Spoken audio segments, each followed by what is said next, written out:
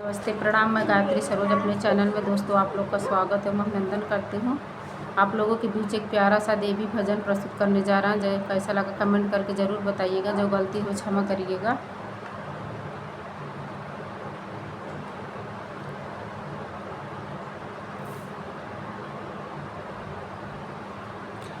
मैया कहवा लगायु बड़ी देर अटरिया मोरे सुनी पड़ी बा। मैया कहवा लगायु बड़ी देर अटरिया मोर सुनी पड़ी बा। हट गई बाजार गई बजवा दुकान पे मैया चुनरिया लेत भाई देर अटरिया मोर सुनी पड़ी बा। हाट गई बाजार गई बजवा दुकनिया मैया चुनरिया लेत भाई देर अटरिया मोर सुनी पड़ी बा।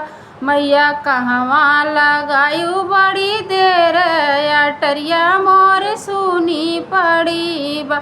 मैया कहवा लगायु बड़ी देर अटरिया मोर सुनी पड़ी बा। हाट गई बाजार गई सुनार दुकान पे मैया नथुनी लेत भाई देर अटरिया मोर सुनी पड़ी बा। सुनरा दुकान पे मैया नथुनी लेत भाई देर अटरिया मोर सुनी पड़ी बा। मैया कहवा लगायु बड़ी देर अटरिया मोर सुनी पड़ी बा।